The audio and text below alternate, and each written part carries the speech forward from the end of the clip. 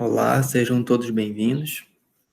Vamos iniciar nossas aulas de Geografia do cursinho Rumo à Universidade da UFOP de João Monlevade. Eu sou Emílio e vou estar ministrando as aulas de vocês.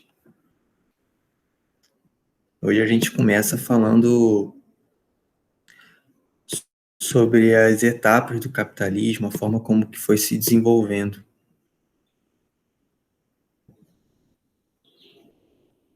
Como que o capitalismo se desenvolveu,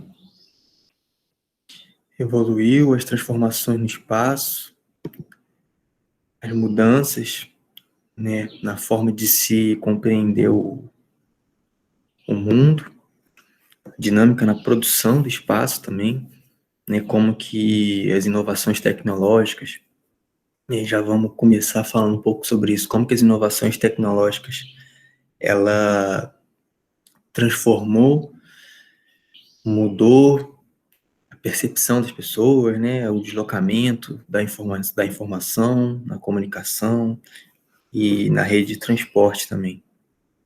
Então, para começar, né, falando das etapas do capitalismo, a gente vai falar primeiro do capitalismo comercial. Seria esse início do surgimento num mundo conectado, né, com as grandes navegações, a descoberta do novo mundo, né, o continente americano. Depois a gente vai entrar na etapa da industrialização do capitalismo, né, quando a Inglaterra, pioneira na industrialização, ela faz a primeira revolução industrial, no século XVIII. Ainda dentro dessa fase, a gente tem a segunda revolução industrial, vamos falar do neocolonialismo, o que foi, né? Aí também já se expande para além da Inglaterra, né? Outros países entram nessa corrida e até mesmo para além da Europa, como o Japão, que chega para concorrer, e os Estados Unidos também, que é o principal aí da segunda revolução industrial. Principal expoente, país principal quando se fala em segunda revolução industrial, e a gente vai ver por quê. Né? Na terceira etapa do capitalismo, a gente tem o capitalismo financeiro, né, que hoje cada vez mais intenso, cada vez mais a moeda, a economia é virtual, cada vez mais se ganha dinheiro sem produzir. Como disse um amigo mais cedo um pouco comigo, né, no capitalismo financeiro vale dois comprando do que um produzindo. Né? A gente vai ver nas próximas aulas também com mais detalhe, né, aprofundando mais a questão da financiarização, neoliberalismo, a globalização. A própria terceira revolução industrial vai ficar mais detalhada nas próximas aulas. E em quarto a gente tem o capitalismo informacional, né? Que aí já estamos falando na questão dos fluxos, né, de informação, né, uma outra era, né? Alguns falam também indústria 4.0. Vamos passar rapidinho por essa no final, chegando e vamos falar, mas não com muito detalhe. Hoje nossa prioridade vai ser a primeira e a segunda revolução industrial, tá?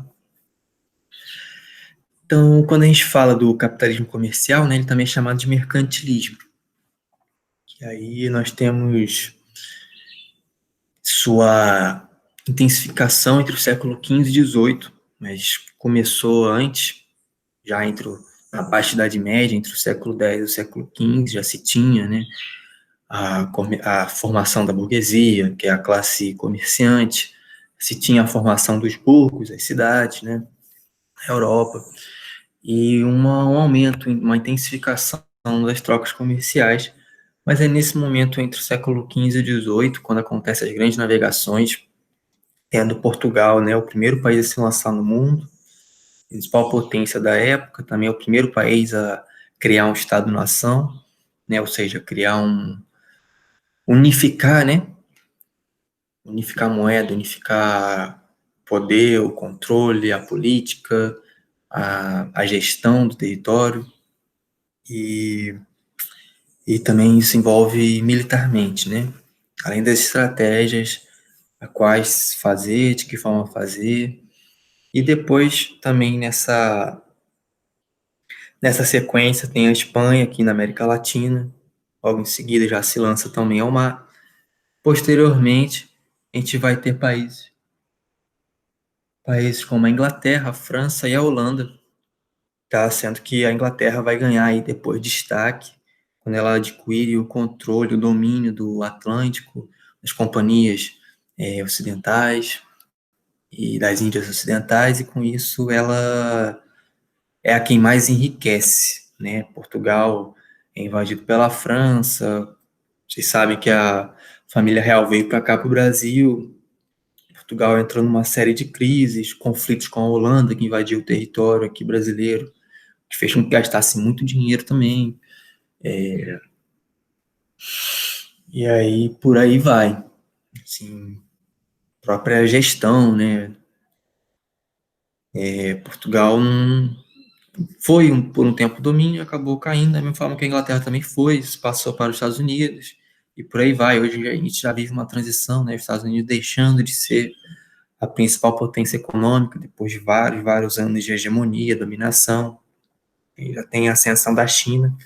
Também vamos ver em aulas mais para frente. Tá? Essa discussão é importante, é relevante, essa questão aqui da primeira revolução industrial, capitalismo comercial, segunda revolução, e também a atualidade, né, quando a gente fala nesse conflito nos Estados Unidos, século XX, Estados Unidos, século XXI, o político, tudo isso é muito importante para o Enem. E esse é o nosso intuito aqui. Bom, então vamos lá. Tentar sempre fazer essa abordagem assim histórica, né, contextualizando para poder ficar mais claro. E também havendo essa troca entre a questão mineral, física, geografia física, recurso, uso da natureza do homem pelo uso da natureza pelo homem, né, a ocupação, a transformação do natural no social. Então, por aí vai. Geografia é isso. Temos que fazer essa interpretação da produção do espaço, né, as transformações no espaço. Então, aqui já se tem uma outra transformação, né, que é a expansão do mundo. Né? A expansão da percepção daquilo que será conhecido até então. Né? Os aventurados, né, os grandes aventureiros, né, que se lançam ao mar, os corajosos, e com isso eles dominam uma outra terra, né? Como toda a mentalidade de colonização europeia se tem hoje impregnada na nossa cultura até hoje, né? É uma sobreposição de valores e de ideias. Então, estão falando da questão tanto do valor da moral religiosa católica, sobre a crença dos povos originários daqui dessa terra, chamada hoje Brasil, e também da crença, né, dos povos que foram escravizados e levados no comércio transatlântico, né, os povos do continente da África. Então, essa sobreposição também étnica, né, de que seria os brancos, seriam os europeus, os escolhidos por Deus para poder dominar e poder controlar esses, né, até mesmo civilizar, domesticar, educar. Então seria uma missão religiosa, uma missão né, que foi um povo escolhido para poder educar e os sem almas, os sem esse povo sem alma, né? Que eles falavam que eles não tinham espírito. Então, característica, né, dessa, em termos econômicos, característica a grande intervenção do Estado-nação na economia, né? É o Estado o responsável pelo monopólio, que ele abre algumas apenas porque quer, apenas porque desconcentra um pouco, mas poder político é sempre do Estado, mas ele tem o controle, né? Só que como a burguesia, a classe burguesa, a alta burguesia da época, tem um poder econômico muito grande, a gente vai ver que a burguesia até então não tinha poder político nenhum, né?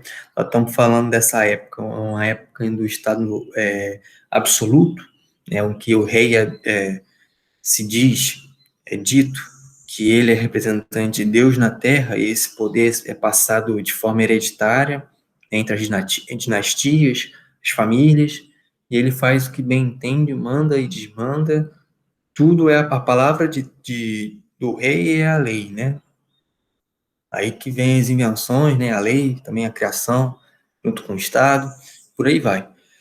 Mas a burguesia, né, nessa época, ela já tinha um poder econômico muito grande, então ela financia muito das viagens, né, em troca de, a gente vê aqui, né, classe burguesa, seus comerciantes e financiadores. Então, com isso, o Estado-nação, o Estado absoluto, ele abre seções, permissões para que a burguesia seja responsável por fazer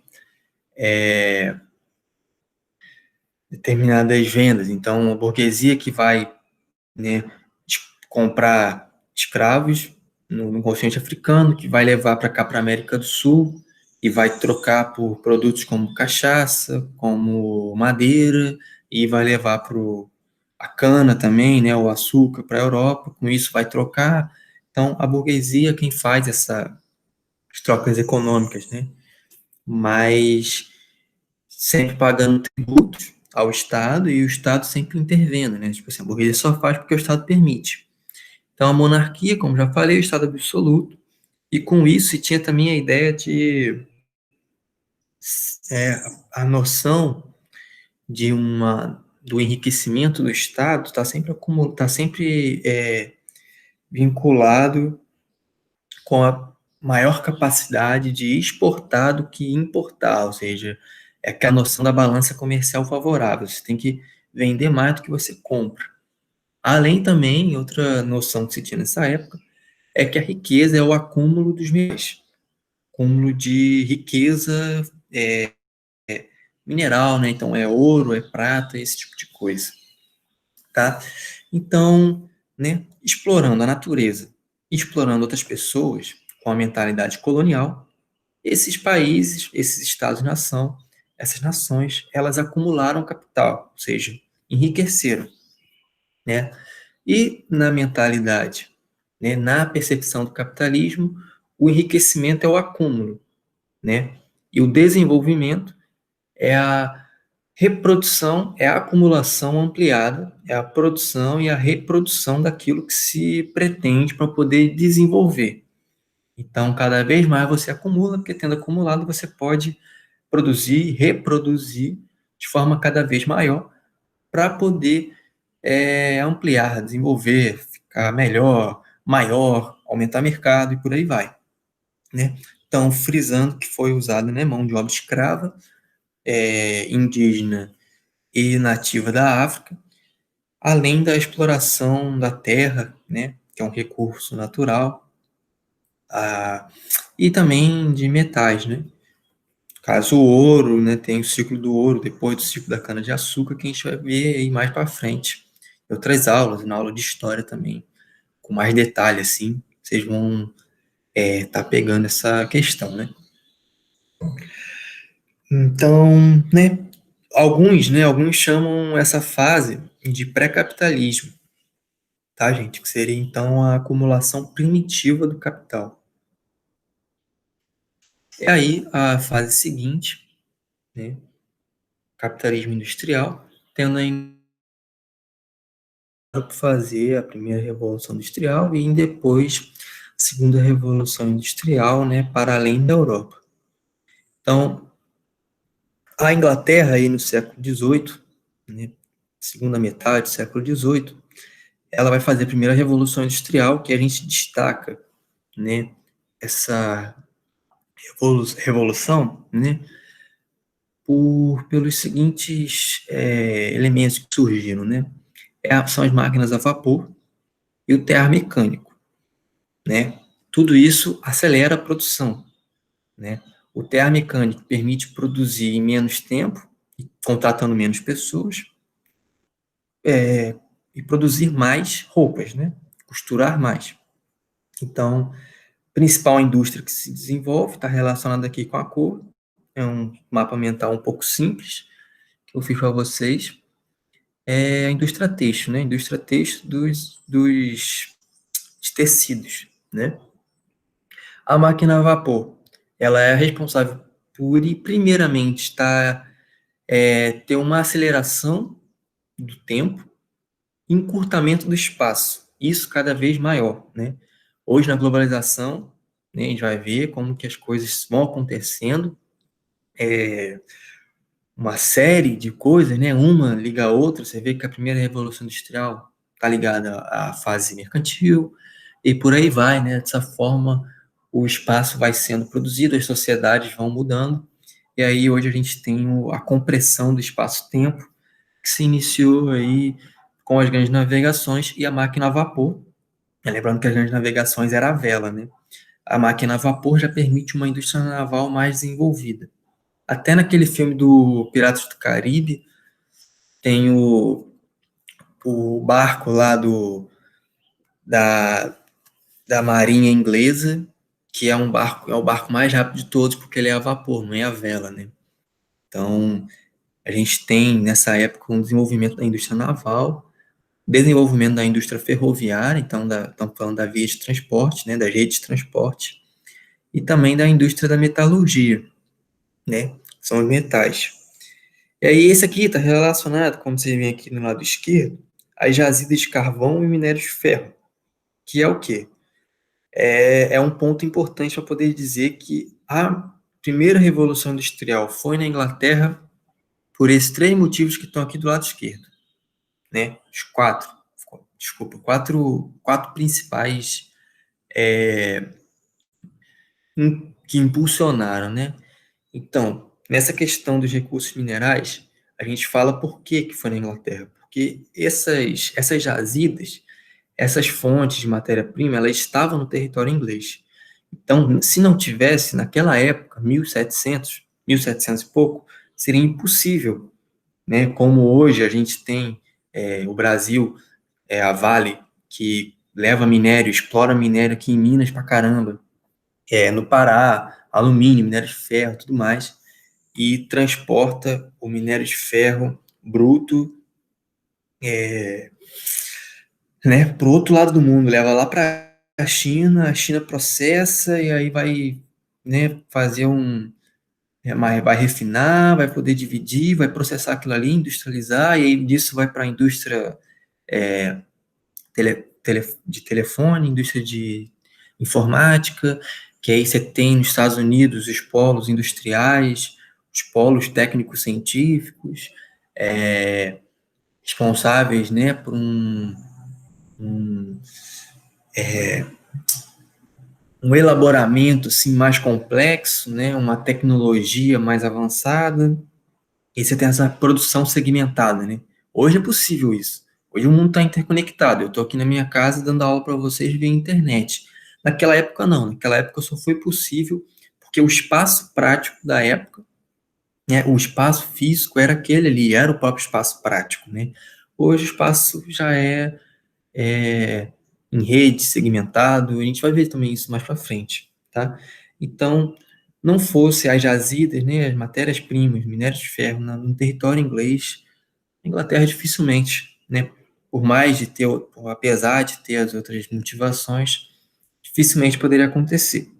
Então, a acumulação primitiva, a gente já viu o que foi, né, que foi esse acúmulo durante o período colonial, né, século XV ou XVIII, principalmente a Inglaterra veio um pouco depois, mas enriquece, a Inglaterra enriquece muito com o mercado escravo, né, o mercado do Triângulo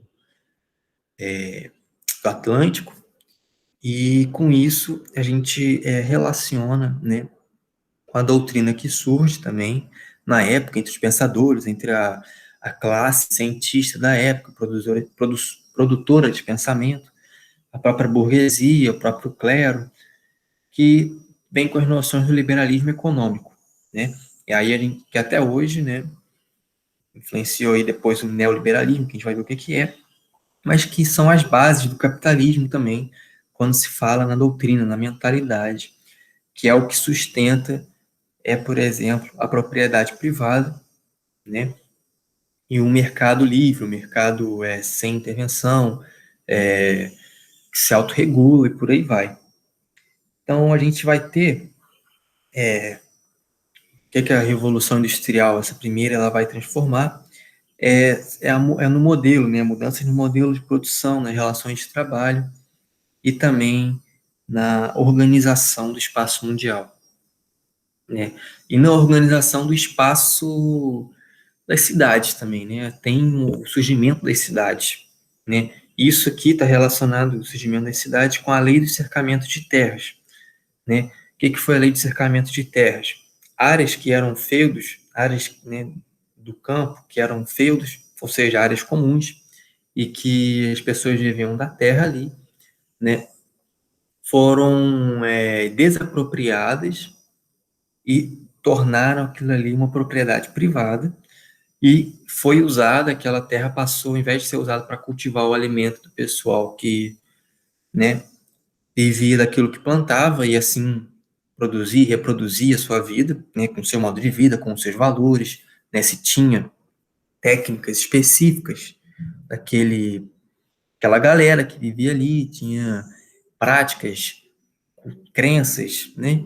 Então, tem uma lei, né, vinda do governo, do Estado, absoluto, que vai tirar essas pessoas, cercar essas terras que viram pasto para a ovelha, que por sua vez pertence ao que é chamado de classe burguesa na época, que são os donos dos meios de produção, assim também chamados, que são também os donos da fábrica, né, e os donos da terra, os donos dos meios de produção, desde o dono do maquinário, o dono da fábrica, o dono da terra, que é quem vai estar se apropriando do que for gerado pela classe trabalhadora. Nessa época a gente tem a sociedade bem dividida, né? Assim, entre os que têm apenas a sua força de trabalho, apenas o que tem é o trabalho, e os outros que têm as ferramentas e aquilo que é permitido, possível, né, que torna possível a produção de bens.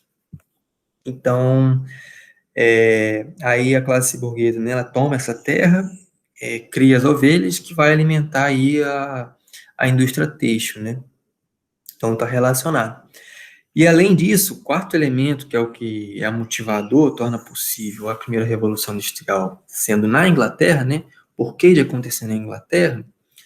É a questão da Revolução Política e Social no século XVII, né? São várias revoluções que acontecem, que é justamente, que né, às vezes ela é menos conhecida, né? Mas é a primeira, que a gente às vezes conhece mais a Revolução Francesa, mas elas são bem próximas, é a mesma questão, assim, que é a insatisfação da burguesia, que, como eu falei, né, ela até então não tinha poder político, né, quem tinha poder político era a nobreza, né, com os reis, com a classe nobre, e a burguesia tinha um poder muito grande econômico, mas ela não tinha poder nas decisões políticas, então ela fica insatisfeita e reivindica essa participação.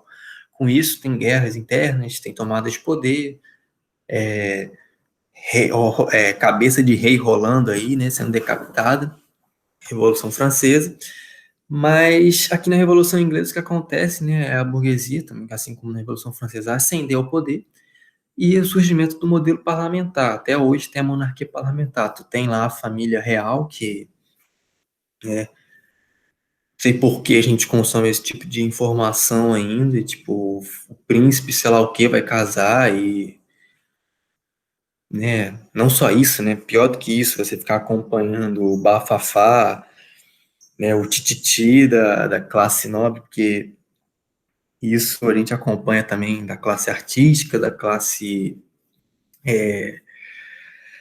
né, de atores e tudo mais, mas pior do que isso, né, a gente, não só a gente, mas, a gente não, né, mas, por exemplo, em Petrópolis aqui se tem, então falar a gente realmente, né, cidade de Petrópolis, que é a cidade imperial, tem impostos exclusivos daquela cidade para poder pagar, manter, tipo, fachada, manter a casa do imperador, a casa da imperatriz, por aí vai, da princesa Isabel, né, libertadora dos negros, esse bando de coisa. Mas, desculpa, gente, mas, né, lá na Inglaterra se tem o pagamento, assim como também como tem na Espanha, pagamento de impostos para manter a família real. E você tem, tipo, né, a gente sabe da rainha lá que não morre, todo mundo sabe que ela tá lá. E aí você tem o filho dela que vai assumir a presidência, não, né? Porque não tem poder de fato político, é mais um poder simbólico, que até hoje tem, né? Já nessa época se perdeu, né? Foi aí no século XVII, com a Revolução Gloriosa, Revolução Inglesa, né? Que a monarquia, né, deixa de ser um Estado absoluto e passa para um modelo parlamentar. Então a gente tem hoje o primeiro-ministro da Inglaterra, né, que é aquele cara de gente fina, e que é quem realmente tem mais poder político, é o representante. Bom, então é isso que a gente tem. Aqui, pensando aí para a redação, complementar a redação, esse livro Capitalismo e Escravidão, do Eric Williams,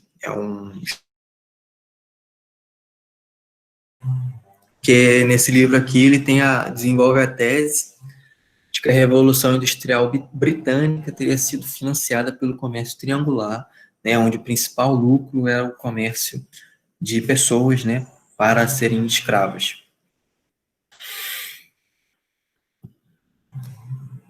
Bom, segundo a Revolução Industrial, a gente vai ter praticamente três até. A gente considera o Japão também, que entra mais atrasado na corrida, mas o Japão vai ser o principal, vai ter um papel mais importante na terceira Revolução Industrial, mas na segunda a gente fala de países além da Europa, na Europa além da Inglaterra, a gente vai ter principalmente a Alemanha, tá?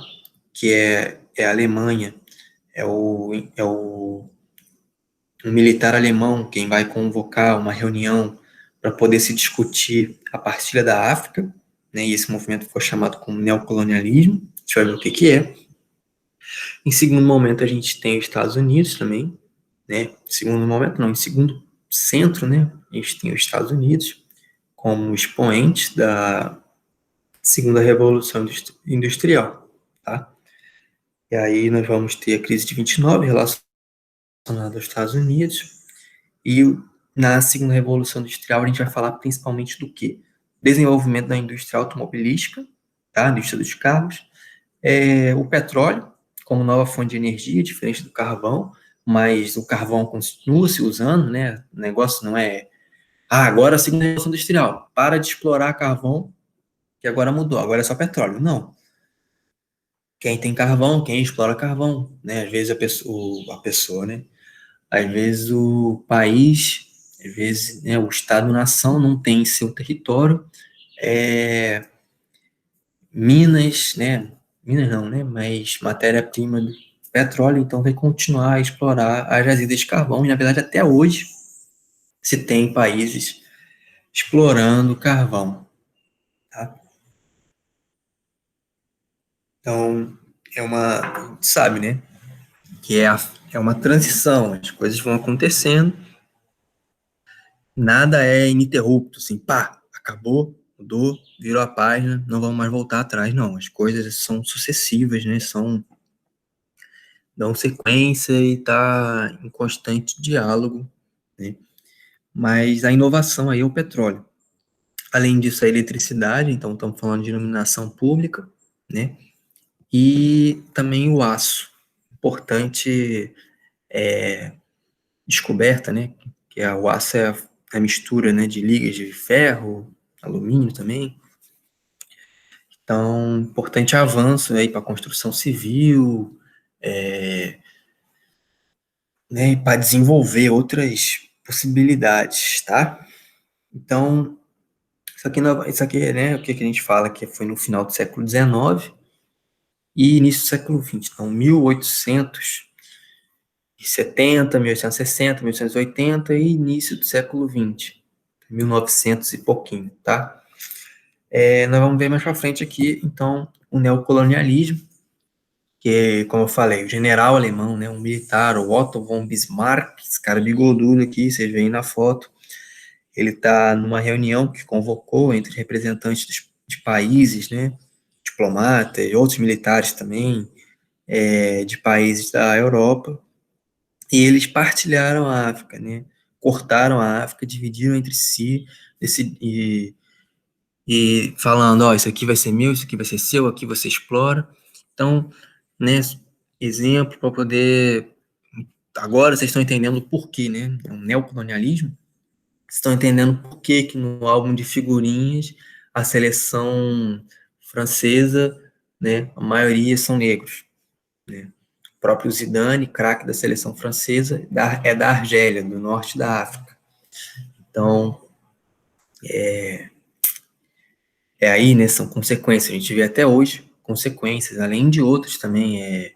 Você tem conflitos na África do Sul até hoje, né, que teve o apartheid, né, que é a segregação socioespacial e racial, né, dentro do território da África do Sul. São consequências desse neocolonialismo, dessa colonização inventada, né, e organizada por países da Europa, nem continente, em território africano e asiático também, o que vai causar uma série de consequências e impactos negativos, tá? Aqui, então, uma foto, né, representando a estratégia da colonização, que é o quê? É o dividir para conquistar, né? Interessante essa frase, tá? E aí, então, assim como a colonização, né, a neocolonização não podia ser diferente, né? Ela tem por trás dela argumentos religiosos, né, uma ideologia da missão civilizatória, de que então você está usando argumentos religiosos aí para poder falar que o povo europeu é mais preparado e ele deve sim invadir aquelas terras e levar progresso porque o pessoal lá não está andando de trem, entendeu? Então assim, isso está errado. Aí, o povo que vive lá de tal jeito é mais atrasado e Deus quis que a gente que, né, teve a ideia de colonizar o outro, é porque essa ideia veio, né, quem plantou essa ideia na nossa cabeça foi Deus. Esse tipo de mentalidade. E também tem como prática, né, e como forma de se sustentar e enriquecer a exploração da natureza, né, então estamos falando da percepção criada, né, a concepção criada durante séculos, né, uma concepção europeia moderna que influencia até hoje em estratégias, em gestão, em políticas públicas, inclusive aqui na América Latina, né, já que a gente herdou essa mentalidade, essa influência, a gente tem políticas públicas da forma como se vai gerir o território e os recursos naturais embasados numa mentalidade de exploração, né? Assim como se tem a expansão de fronteiras agrícolas, a gente vai ver isso em outras aulas, a expansão de fronteiras agrícolas passando por cima de saberes, de povos originários, de culturas, de modos de vida, né, os povos tradicionais, os gerazeiros, por aí vai, além dos indígenas também, os quilombolas e vários outros, você tem a sobreposição, né, de uma cultura, de um modelo, de algo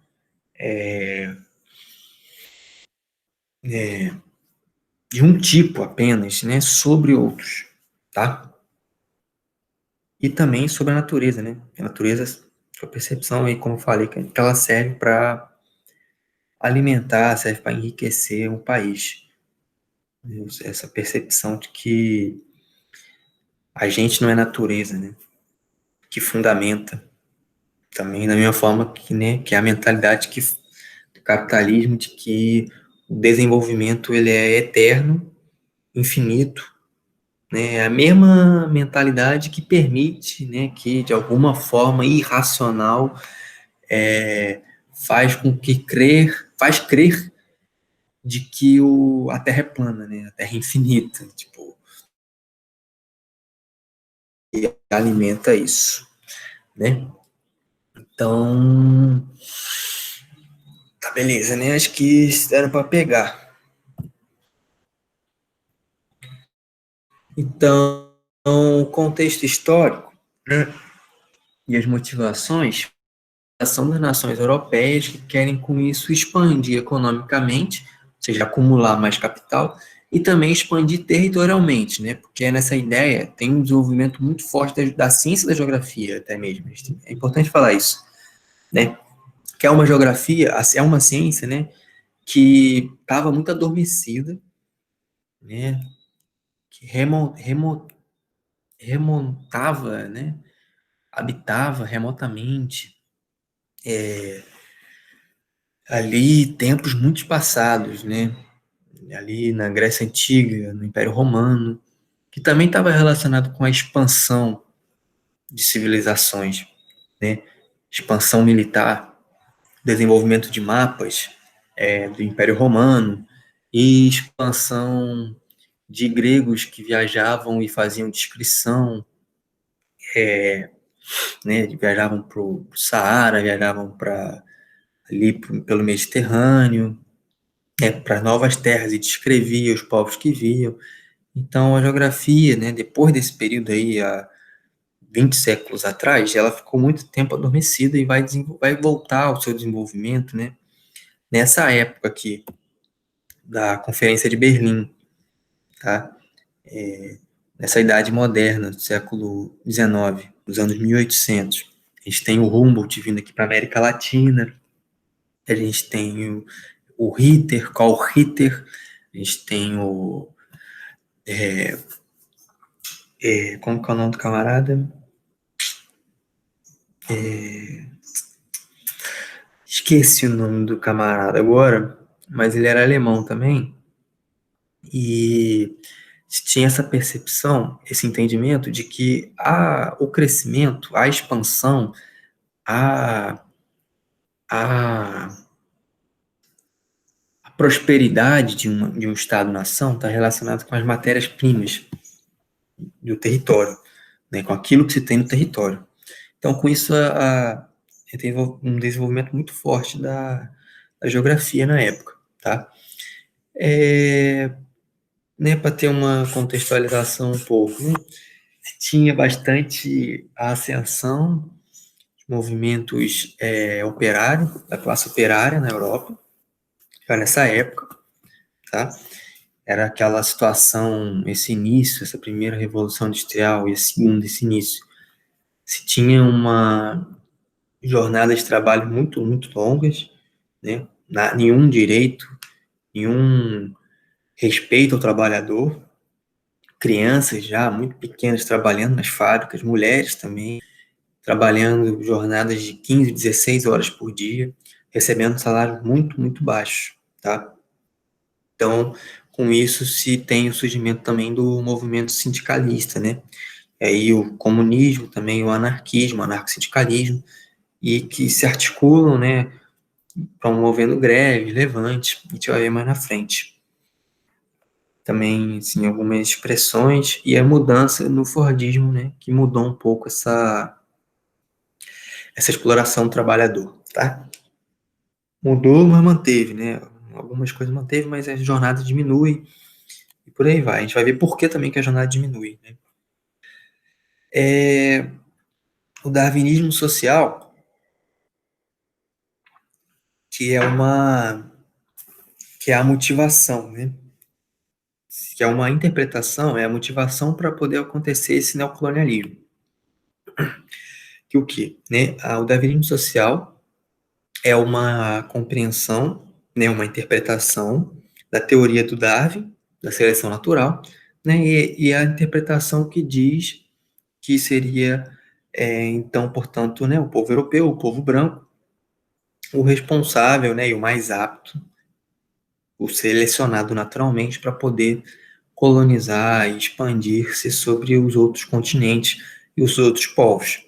Então, é um argumento que legitima, né, a dominação do branco sobre o negro, né, do europeu sobre o asiático, do europeu sobre o africano, e também, como a gente já viu, como eu falei há pouco tempo, do homem sobre a natureza, né, com o homem nesse momento, né, até hoje, mas a partir disso, se compreendendo não enquanto natureza, mas apartado da natureza, né, além da natureza, e se não é a mesma coisa, são diferentes, se pode fazer juízo de valores e um pode estar acima do outro, ocasionalmente, como acontece, né? Bom, como tinha falado das consequências, né? Aqui são alguns exemplos. Então, o principal beneficente dessa neocolonialismo, né, e que vai ser vitorioso é o Império Britânico, tá? Então, são vitórias militares também, muitas vezes, vitórias, hegemonia bélica, né, isso por conta da tecnologia também, né, da comunicação, do transporte, esse avanço, essa superioridade realmente tecnológica que existia, né, permitiu o avanço, a vitória nas guerras, né? Então, a Inglaterra ela tem um monopólio sobre o canal de Suez, uma importante rota comercial. Tem também, acontece, Guerra de Boeres, por exemplo, na África do Sul, e o exército britânico tem a vitória, né, e isso vai causar aí conflitos internos, entre etnias, né, também motivado, e guerras entre colono e colonizador. Guerra dos Cipais, lá na Índia, acontece também em vitória britânica, tá? E se tem, né, depois da vitória, obviamente, a imposição de estrutura política, administrativa, econômica, tá? A Revolução Meiji, o que é isso? A colonização chega no Japão, e com isso, o que chega também são os valores e a cultura, né, conceitos da cultura ocidental europeia. Então, o Japão deixa de ser um país feudal, né, e acontece dentro dele, do corpo japonês, né, uma reforma político-econômica, e então tem um novo tipo de gestão e novas estratégias. Com isso, o Japão entra na corrida do imperialismo, né? Entra na corrida da industrialização, melhor dizendo. E, né, então a gente tem, por exemplo, guerra contra a China na Manchúria, depois guerra contra a Rússia também, tá? Que quer tomar a região que o Japão tomou, e conflitos com os Estados Unidos durante a Segunda Guerra no Oceano Pacífico. Por exemplo, lá em Pearl Harbor, que é um exemplo importante, é uma batalha importante, tá? Além disso, vou falar também, né, outra consequência desses conflitos em busca de uma hegemonia, acaba que são guerras, e a explosão, né, na Segunda Guerra Mundial, das bombas atômicas de Hiroshima e Nagasaki, tá? Então a gente vê que, assim, tem uma desestruturação total das culturas africanas e asiáticas, né, e até hoje tem consequências, né, um atraso muito grande, um prejuízo, realmente dizer, né, muito grande dentro de sociedades na África e na Ásia também, por ter motivado guerras civis, além do rombo que fica, né, quando o país, tipo, explora seus recursos minerais e as pessoas, da educação, né, não tem governos investindo em educação, pensando realmente na população. Mas aí, diretamente relacionado como consequência, talvez a mais importante seja a Primeira Guerra Mundial.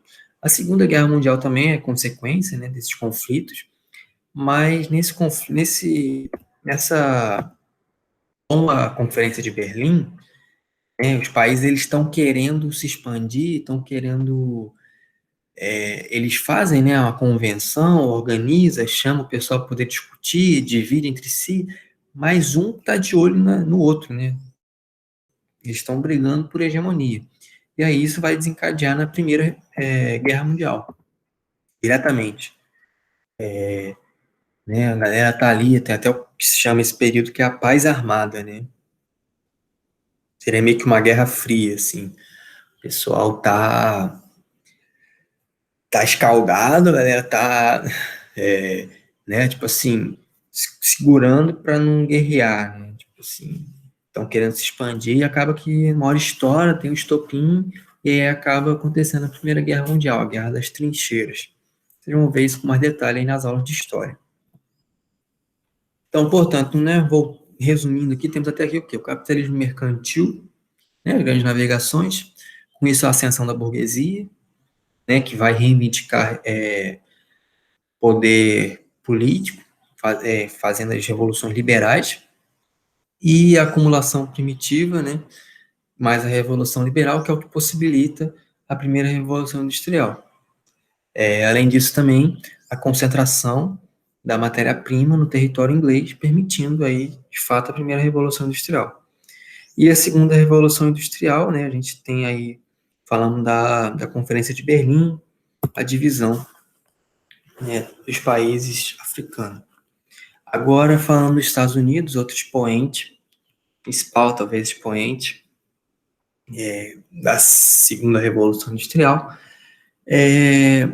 fazendo aí uma contextualização, se tinha um conflito, né, que era militar diretamente, na Guerra de Secessão, que foi desencadeada, que foi uma guerra entre o Norte e o Sul.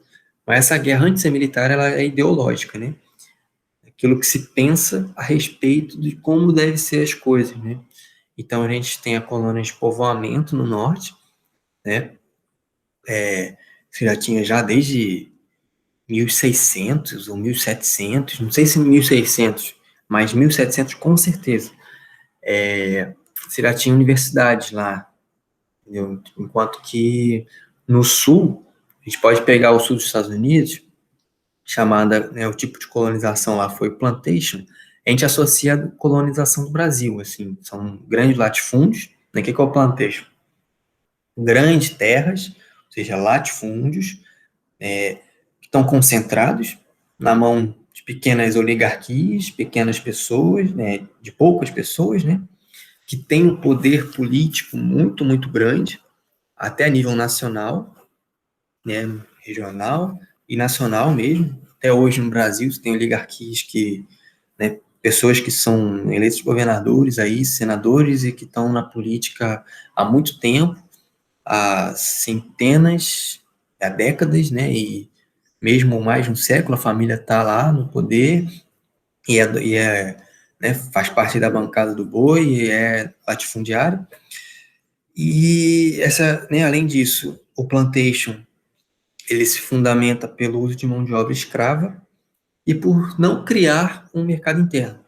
Então, você consome aquilo ali, você apropria da terra, apropria dos recursos, apropria do trabalho gerado e exporta, leva para fora, principalmente para a Europa, tá?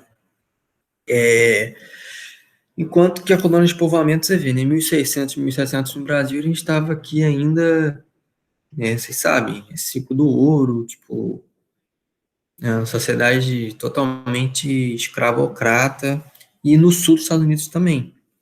Enquanto que no povoamento, lá no norte, você tinha uma migração, uma emigração dos protestantes, né, porque teve reforma na igreja, na época, né, na Inglaterra, na Europa, e com isso muitos protestantes vieram para os Estados Unidos, né, foram para os Estados Unidos.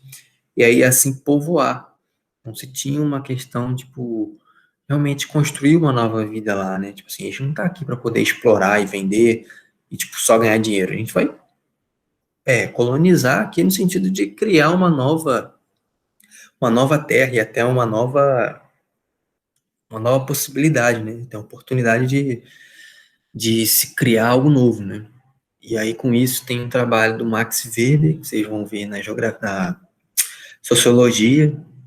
Weber é um sociólogo importante para o Enem, é um dos clássicos da sociologia, mas aí ele faz esse trabalho sobre a ética protestante e o espírito do capitalismo, né? De que forma que a ética protestante, a ética, né, da propriedade privada, né, envolve a noção da propriedade privada, o acúmulo de riquezas, toda essa mentalidade, né, que antes pela Igreja Católica era condenada, tipo assim, nossa, você não pode acumular, você, até hoje, né, você tem que sofrer aqui na Terra, porque Jesus veio e sofreu, então você tem que sofrer.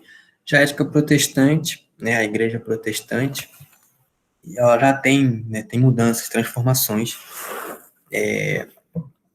quanto a essa mentalidade, a essa percepção de como que deve ser a vida na Terra, né, do sujeito crente a essa crença, a essa religião. Então, né, então, de que forma que a ética protestante ela vai alimentar o espírito capitalista, né? E aí você tem os Estados Unidos, tipo, o exemplo máximo até hoje, mais que esteja perdendo a sua hegemonia econômica para a China, os Estados Unidos é o ápice daquilo que se tem como capitalismo, né? Tipo, tudo, até o milho, tudo vem, tipo, em lata, tudo é vendido, tudo é comercializado, sabe? São uns negócios que se a gente vê em filme, assim, até mesmo a expansão, né? O domínio é, cultural e econômico e bélico se expande e Estados Unidos assim como o ápice do capitalismo, né? A gente pode dar vários exemplos, né, do que se poderia falar. Bom, mas além disso, né, os Estados Unidos também ele tem a vantagem do território, assim como a Inglaterra teve a sua, né, a noção não, a questão do território, ela tem o seu valor, né, para permitir, para possibilitar a primeira revolução industrial na Inglaterra, nos Estados Unidos também, porque os Estados Unidos têm um território muito extenso, com muito potencial e que é muito rico em petróleo. Então, aí, por isso, o petróleo como fonte, como matéria, na segunda revolução industrial. Tá? Aí a gente vai ver o modelo de produção fordista mais para frente. Só que a gente vai entrar aqui daqui a pouco no Fordismo, porque com isso, por volta mais ou menos de 1900, e vai se consolidar mesmo depois da Primeira Guerra Mundial, é a consolidação do capitalismo financeiro. E aí, de novo, não é porque se consolidou o capitalismo financeiro, acabou, até mesmo que até hoje tem indústrias, né? Mas é uma outra fase, né? Uma outra etapa do capitalismo.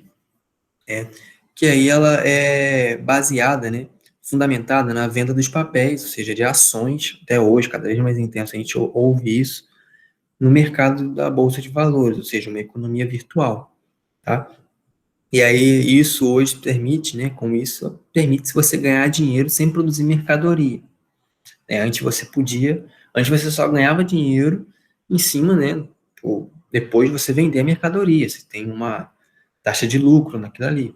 Hoje em dia não, hoje em dia você já pode, as pessoas já ganham dinheiro sem nem necessariamente a mercadoria ter sido produzida.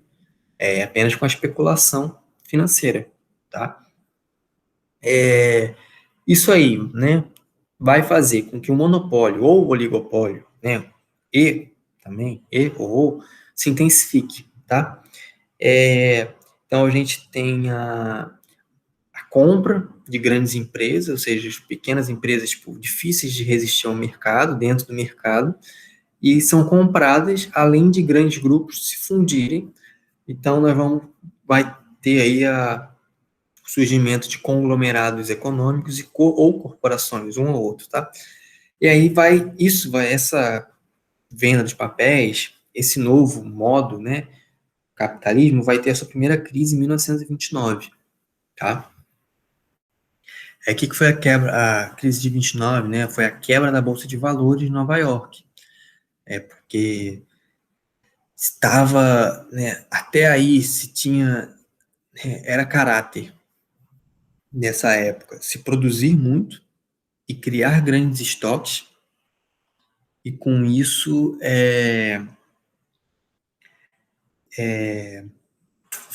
se tem crise, se tem desemprego, se tem diminuição da renda, né? Toda uma bola de neve que vai fazendo, então chega uma hora que você tem muitos produtos, né, e poucas pessoas, tipo, querendo comprar ou tendo possibilidade de comprar, né, ou itens supérfluos, né, deixam de ser comprados porque, no fim, né, no momento de crise, e o que vai ser comprado é o básico, que é a alimentação, né? É o essencial para a vida. Então, tem esse descompasso na lei da oferta, daquilo que está sendo oferecido no mercado, né, que foi vários produtos, muito acumulado, muita coisa, muito produto, né, grande estoque, e com a demanda, ou seja, a demanda é a vontade que parte do para comprar, né, parte do comprador. Então, aí se tem, né, isso está relacionado com a bolsa de valores, por quê? Porque já se tinha essa questão da venda dos papéis. E aí, é, né, a crise de 29 é a quebra da bolsa de valores, né? Tá bom? Você tem aí a crise do liberalismo econômico, né? Da mentalidade de que o Estado não deve intervir e sim que o mercado se autorregula. Aí, primeira falha. A partir disso, em 33, 4 anos depois, né, tem um plano político, uma política estratégica do governo, com o presidente Franklin Roosevelt, para intervir na economia, aplicando a teoria econômica do John Keynes, que ficou chamado de keynesianismo. Isso é muito importante. Esse é o plano New Deal, muito importante para o vestibular, essa questão, tá? E com isso, o Fordismo ganhou força. Né? O que é o Fordismo? O Fordismo é um método de produção, modo de produção da fábrica, que foi criada, inventada, né, pela Ford Motors, seja a fábrica de carro. Então, a gente tem aí, né, como tinha falado, a indústria automobilística, a principal desenvolvida, né, mais desenvolvida, algo expoente aí na segunda revolução industrial, indústria automobilística. E aí a linha de montagem, né, inovadora, criada, né, foi inovadora, né, na época, e que foi criada pelo Henry Ford, que é o dono da Ford Motors, isso em 1914. E, né, qual que são as características desse modelo de produção? A gente tem eles aumentam os salários, né, como tinha falado também, reduz a jornada de trabalho, como forma de se ter aumento do consumo. Então, esse modelo, ele ganha força, né, junto ao keynesianismo, justamente porque vai aumentar o consumo. Então, na hora que antes, né, antes até então, os salários eram muito baixos, né, e o trabalhador, ele trabalhava 15, 16 horas por dia, então não tinha tempo para consumir, e não tinha dinheiro para consumir o que ele produzia, né. A partir do Fordismo, a partir aí depois de 1930, principalmente, e mais ainda, depois da Segunda Guerra Mundial, depois de 1945, década de 50, 60, a gente tem o que ficou chamado de American Way of Life, ou seja, o modo de vida americano, né? É uma intensificação da sociedade do consumo, pois até agora, né, até ali, a partir dali, né, até o trabalhador, até o operário, o cara mais simples, ele é capaz de consumir, entendeu? Então é aquele capitalismo de bem-estar social que vem de uma ideia de que, poxa, o capitalismo é a melhor coisa porque, sabe, eu tenho meu trabalho aqui, todo mundo está empregado e eu sou capaz de consumir até o que eu produzo. Tipo, eu tenho, né, agora mais direitos, eu trabalho 8 horas apenas por dia, eu, né, tipo, trabalho pra caramba e tal, não sei o quê, mas, poxa, eu tenho o básico, né, eu consumo, eu prospero, né. Então, são estratégias, né, do capitalismo sair da crise é essa. Além da intervenção do Estado na economia, né, intervindo na economia para, né, reduzindo os juros, dando isenção de impostos para poder fomentar a economia, né, esse tipo de coisa, que é a intervenção econômica, mas também com uma mudança na empresarial, assim, né, nas fábricas, ou seja, quando o dono da fábrica aumenta o salário, reduz o tempo de trabalho, isso tudo vai permitir, assim, driblar um pouco a crise. E aí, né, o Fordismo vai entrar em crise em 1970. Né, a gente fala que o Fordismo é rígido, né? Uma palavra para Fordismo, você vai classificar ele é o que? É rigidez. A gente vai ver com mais detalhe nas próximas aulas, quando a gente falar aí terceira revolução industrial e tal. Também vamos falar da terceira revolução industrial hoje, tá? Mas vamos falar com mais detalhe aí dessa mudança, dessa transformação do espaço, até a nível mundial. Mas, né, o Fordismo, ele é rígido por quê? Porque ele é caracterizado por uma produção em massa, estoca produto e preços reduzem, tá? Além disso, os produtos são duradouros. Esse é um motivo também que vai fazer com que ele entre em crise. Porque se você tem produtos duradouros, vai chegar uma hora que poucos vão estar comprando, né? Você tem que ter, a partir daí, né, a partir dessa mudança, dessa crise, né, que acaba o Fordismo, de fato, você tem produtos que duram menos.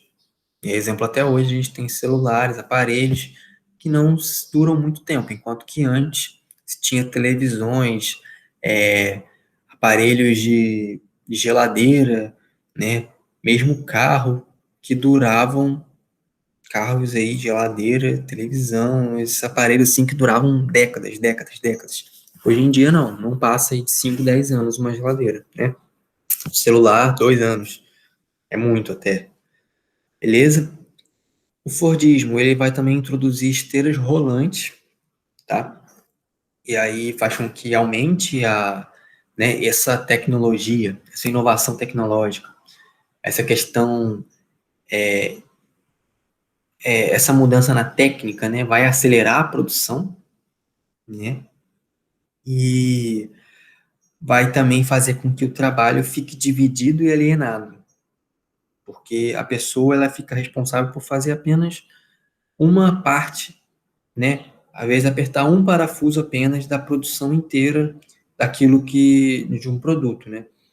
Então se fala que é um trabalho que é dividido e alienado e que com isso não exige uma mão de obra qualificada, tá?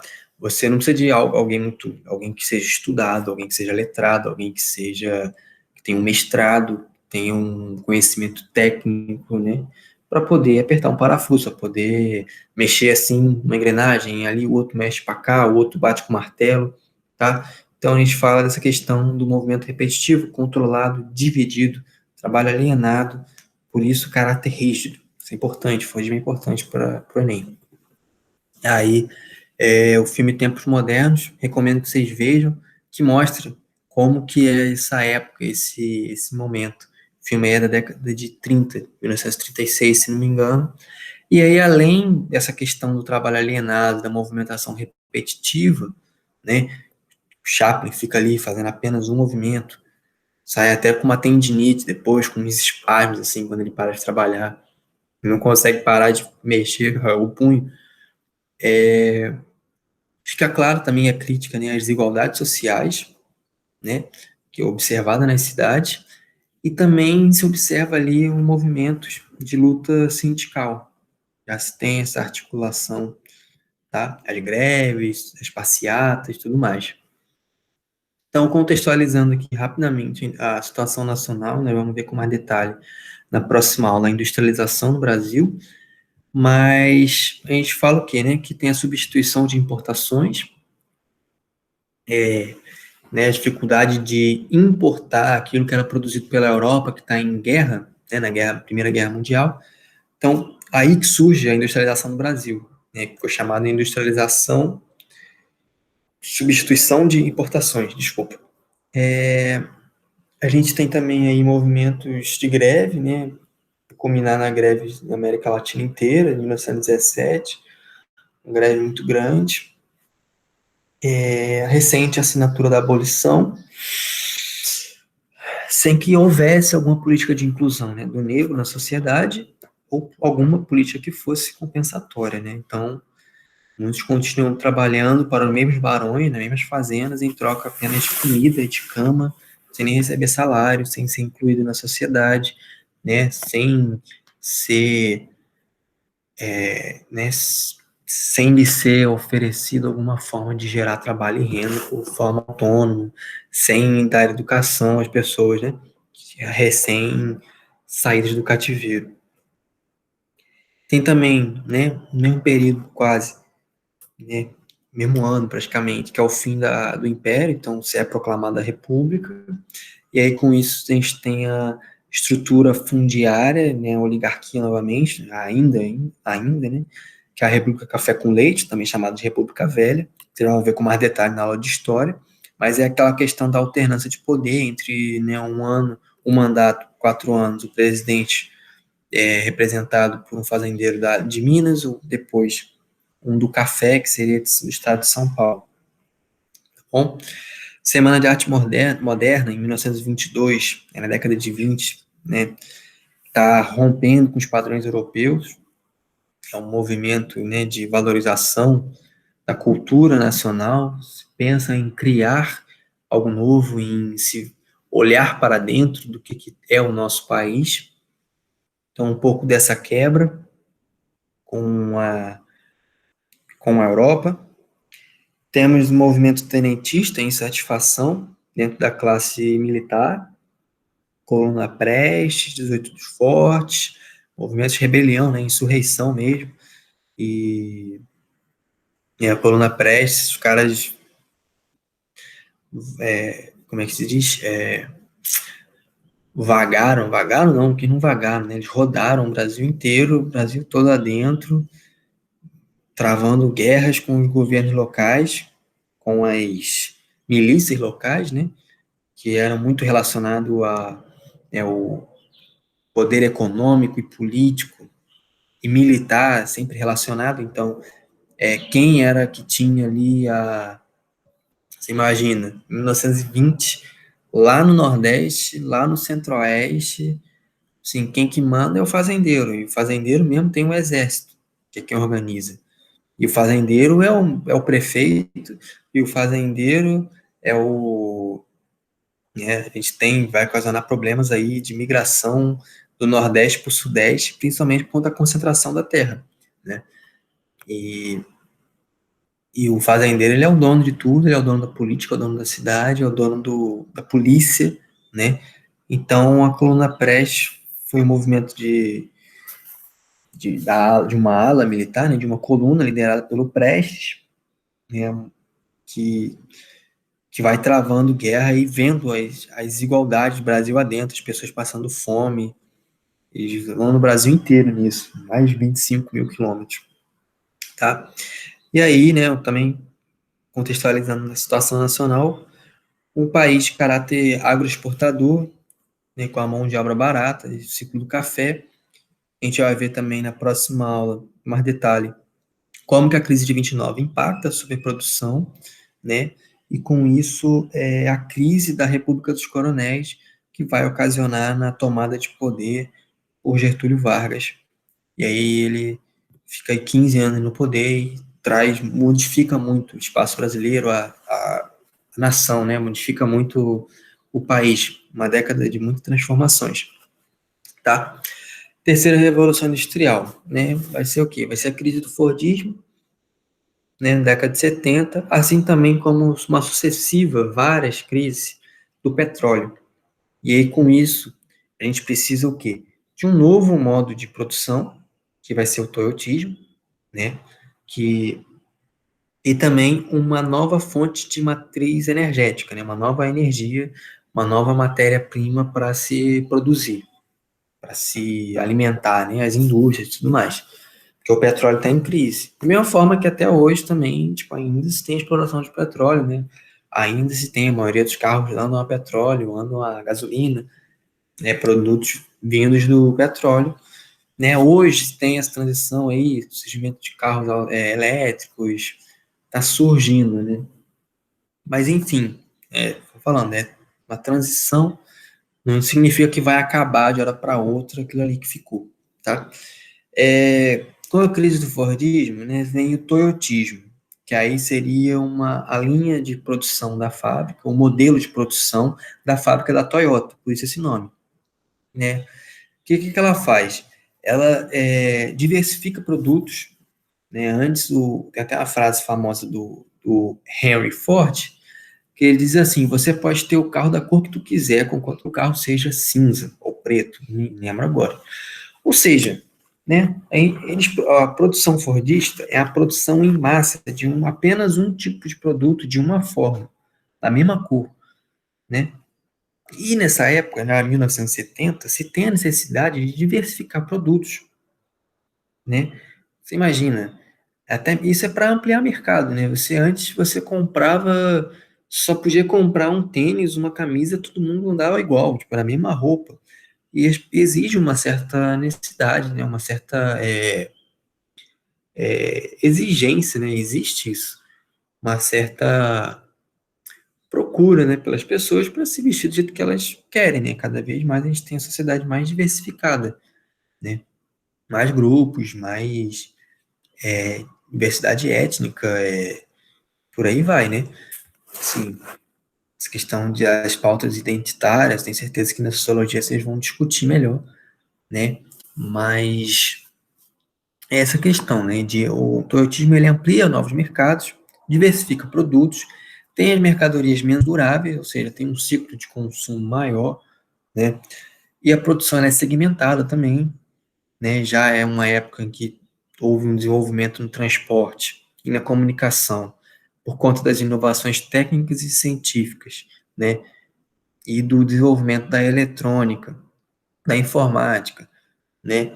Que permite uma produção segmentada, ou seja, a produção em rede no mundo inteiro. Você não precisa mais só produzir ali naquele local, naquela fábrica ali. Não, hoje você já tem, né, uma empresa que migra para o sudeste da Ásia, onde vai usufruir de uma mão de obra mais barata, mas a tecnologia lá é japonesa, né, a empresa tem a sua sede na Alemanha, é, a produção tecnológica acontece nos Estados Unidos, a exploração das fontes de matéria-prima é na África, ou no Brasil, ou na Bolívia, e por aí vai. Essa é a produção segmentada.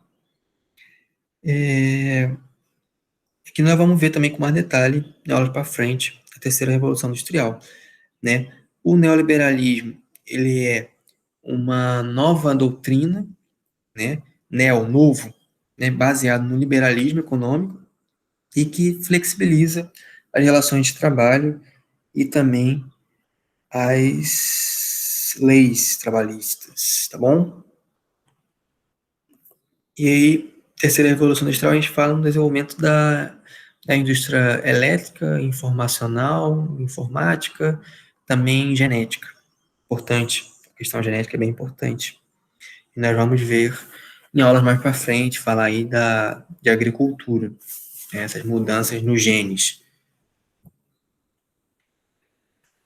Então, a gente tem aí, né, mundo pós-Segunda Guerra Mundial, sociedade de consumo, mundo bipolar, estamos falando da Guerra Fria, né, modo ser capitalista dos Estados Unidos e o modo de ser socialista, né, da União Soviética. Bastante inovações militares, inclusive a internet, né, que é inventada como arma de guerra em 69. Aí, 69, período de guerra do Vietnã, né? Os Estados Unidos invadindo o Vietnã, vamos poder falar isso em outros encontros com mais detalhe. Avanços técnicos, científicos e informacionais, meios de comunicação e de transporte que se desenvolvem muito. O Vale do Silício, nós vamos falar em aula mais para frente também o que é, mas só para para plantar a semente, é um centro, é um polo tecnológico, tá? De produção de ciência e de técnica. Então, vamos falar como que a técnica e as ciências estão cada vez mais misturadas na terceira revolução industrial, tá bom? Automação, a mão de obra obsoleta, né, exige aquela não se emprega mais em massa, apenas, né, porque a automação permite que uma máquina faça o trabalho de muitos, né, e os poucos que ficam precisam, né, ser qualificados. Vai ficar quem tiver um conhecimento técnico, quem tiver um estudo, quem for qualificado, tá? Novas fontes de energia, né, nuclear, solar, eólica e hidrelétrica, né? E a Revolução Verde, que é a modernização do campo, né? A questão da máquina, do maquinário e também das sementes transgênicas, sementes híbridas. E aí vamos falar em outras aulas dos impactos né, com o êxodo rural, o desemprego, os conflitos no campo, a relação campo-cidade também. E aí, por último, a quarta etapa que se fala que se tem hoje, né, o capitalismo informacional, mas assim, da mesma forma, o capitalismo financeiro ele não caiu em desuso, muito pelo contrário, cada vez mais presente, real, até o virtual cada vez mais real, né? Você tem até essa confusão hoje em dia do que é virtual, do que é real, e cada vez mais intenso também, né? Assim, pessoas ganhando dinheiro, né? Grandes bilionários, grandes riquezas fazendo mais dinheiro sem produzir nada, né? Intensificando a contradição entre o capital e o trabalho, beleza? Mas aí o capitalismo informacional seria esse fluxo de informação, né? A globalização. Alguns falam em indústria 4.0, outros não concordam com isso. E a inteligência artificial, tá bom? Aqui um esqueminha, resumindo, como que as coisas se permeiam, se comunicam, se dialogam e para encerrar nossa aula, né, o desenvolvimento, passado os séculos, o surgimento das revoluções industriais aqui correlacionadas com os séculos, aí alguns vão falar em quarta revolução industrial, que seria essa indústria 4.0, tá, gente? Mas outros não concordam, outros falam até em quinta revolução industrial, mas fato é, né, é o aumento da inteligência artificial, tem essa discussão importante, interessante se fazer manipulação da informação, né? O que é informação, o que é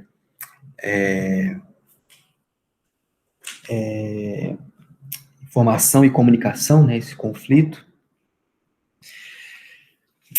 Aqui a gente viu grandes navegações, o colonialismo, a acumulação primitiva e o Estado-nação, características do capitalismo comercial ali no século XVI. Nós temos o capitalismo industrial, século XVIII, primeira revolução industrial, vai ter a industrialização, vai ter também o neocolonialismo, a mais-valia, que é essa apropriação do trabalho gerado, né, que é o que vai se tornar o lucro. Então, você contrata um trabalhador, aqui, o que acontece, né, a industrialização, nesse período aqui, século XVIII na Inglaterra, tem o surgimento da forma salário, né, então, você paga, antes eram manufaturas, né, ou tinha o cara que vivia da terra, ou tinha o cara que era o pequeno comerciante, ou o cara que era o pequeno artesão, né, e ele levava um dia inteiro para fazer um sapato, de repente, ou fazia um sapato, uma roupa em uma semana, né, todo aquele modo de produzir de forma artesão, com a industrialização, não. Você tem a automação, né, o início do tear mecânico, aí a primeira revolução industrial, a gente viu que o tear mecânico é um ponto principal, importante estar falando, e aí se tem a industrialização onde várias pessoas vão trabalhar ali, operando máquinas, a produção ela é ampliada, depois disso a gente tem um aumento da divisão do trabalho, e aí cada um vai fazer uma parte do trabalho, né, e mais vai se produzir, mais rápido vai andar a produção, e é criado nesse momento a mais-valia, não, é a forma do salário, né?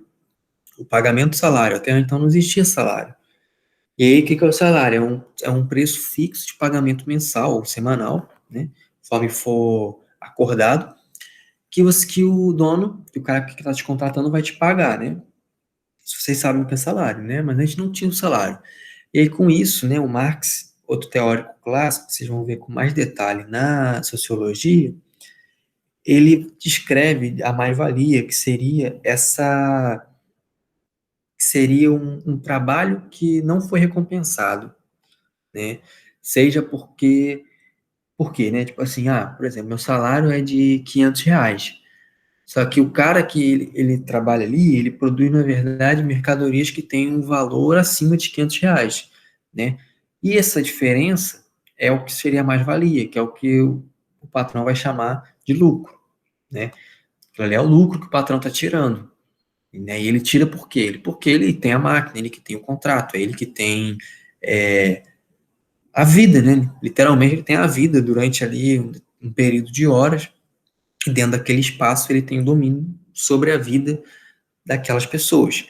Então, né, tem o juízo de valor de que ele pode sim se apropriar, né? Ele pode fazer o que ele bem entender.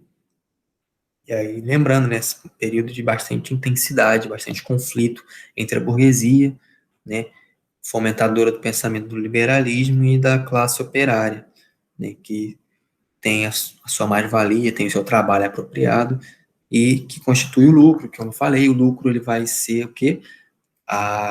Aquilo que permite o acúmulo é o desenvolvimento, são sinônimos no capitalismo, o desenvolvimento é o quê? É a reprodução, né? Antes você acumulou aquilo ali, aí você reinveste na produção, agora você pode comprar mais uma segunda máquina, você vai desenvolver cada vez mais, ampliar cada vez mais, reprodução ampliada, reproduzir mais, e aí com isso você vai